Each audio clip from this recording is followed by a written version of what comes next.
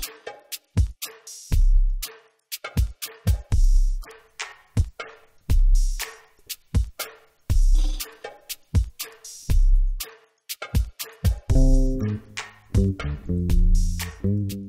guys, welcome to another broadcast of Senior Tennis TV YouTube channel. It is youtube.com/Senior Tennis TV, and with me today is my good friend and outstanding tennis player, currently in the men's 60s, Phil Landauer.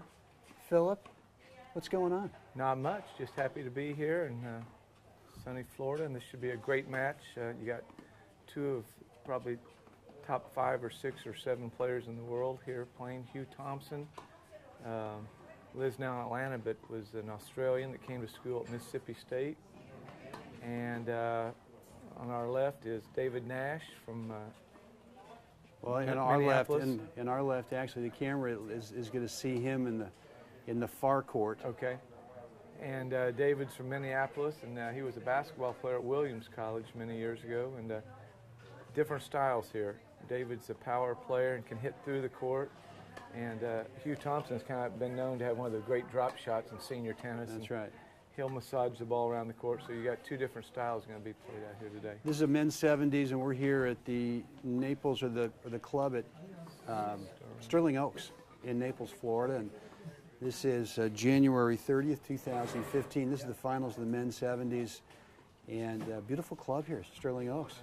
It is actually the club that we're associated with. Tarpon Cove is about 1 mile from here, so we do quite a few inter-club matches and activities with Sterling Oaks. And the pro here, Paul Barris, is a great guy and runs a good program here. What's this is one of, I think this is number 4 on a 6-tournament senior Grand Prix. Runs January, February, I guess right into the end of February, early March. This is tournament number, I think, 4. Yes, and this is a special tournament because it's a Category 2, and Category 2 is not, there are 4 nationals each year, and then the next rung of importance points-wise are the Category 2s, and they have, in this circuit, they have 2 Category 2s, one here and one at the end of February in St. Petersburg. And the great thing is guys from all over the country come down here to get out of the cold of the north and the east coast, and they bring their wives down. They've got a 6-week circuit, and they can enjoy the sun and get some tennis, and it's really been a great thing for Florida tennis. Oh, that's great. Well, Larry Turville has been the driving force behind this tour, behind this Grand Prix for a long time, and we're going to get Larry in the next match coming up. We were talking yesterday, kind of during our test, Phil, and you were mentioning how Larry really put this thing on the map. He did. Larry's a good friend of mine, and I was thinking that he had started this circuit. He actually did not start it.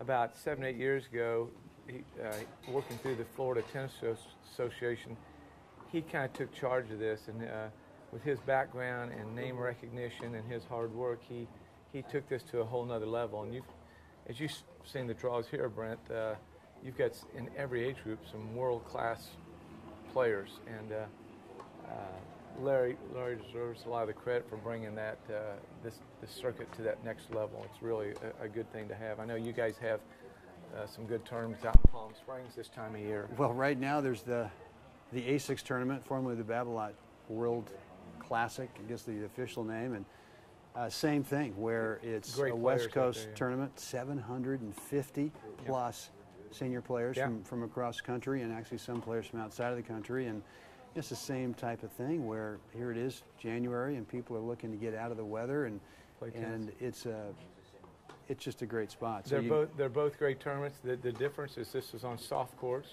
clay courts, and the A6 out in Palm Springs is a hard court tournament, and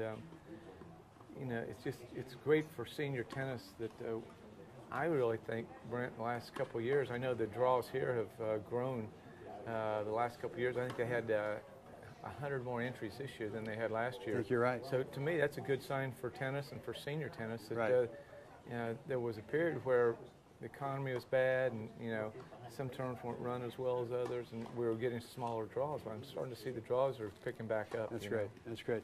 One of the things I want to talk about today during the match is you know, we're going to watch a men's 70, and we know these guys are not typical 70-year-old guys. Well, they don't look 70, do they? No, they don't. And what we're going to see is that, and sort of what I want to focus on with this match is less of the stroke technique, which I think as tennis pros we maybe focus a little bit too much on, especially with senior guys and gals, and much more about shot placement and where to move to next on the court. You know, choosing the right spot with the shot, and then understanding the position on the court and the height of the ball are the two things we should kind of zero in on. Okay. Because, you know, everybody's got pretty good strokes. Every player out here has a few funky things that you say, well, if I had my choice, I'd like to work with him on this or that. But, you know, they've all been pretty successful doing what they're doing. And but I think you're right. We should probably concentrate more on, the offense-defense aspect of the game and the court position and height of the ball. I get out-of-town students from my webtennis.com blog who will contact me from time to time and say, yeah, I'm traveling in the San Francisco Bay Area, either on business or pleasure, any chance we can get out on the court, because I really need to work on my forehand or whatever it is. And I say, sure, let me know exactly what skill level you are, because for the first 45 minutes, I'm going to bring someone out at that skill level. I'm going to have you guys play. I'm going to video, and then I'll make my evaluation of your forehand based on what I see and how you play. That's a good way to do it. And so I tell you, most of the time, it's not the technique. The forehand's okay. It's just the shot selection in terms of where they're going to hit it, what their perception is of what they think they have to do to it, and it's just not reality. It's just not the forehand. So it's really more focused on those two things: where to hit it and where to move to next. Usually our strokes don't break down at this age. It's usually our footwork and getting in the proper position. And by the way, not to overflatter you, but I just want to tell you, I've got friends in Ohio, where I was for 35 years, and all over the country. They're always calling me and tell me, Brent Abel's got some great tips on serve or this or that. And your outreach has been tremendous the last few years. It's growing and growing, and people all over the country are following you, and you've really done a great service for these people, that they can go online if they're having problems with a particular thing and go to your website. Well, it's you know, it's been a long time. I got the domain Web Tennis in 1999, pretty much because I was ticked off watching some match on TV, some pro match where the guys were 5 or 6 feet behind the baseline, and all we saw were these big, you know, topspin rallies, and it just kind of ticked me off. And I remember, I will get back to that. Let's go ahead and focus on the match.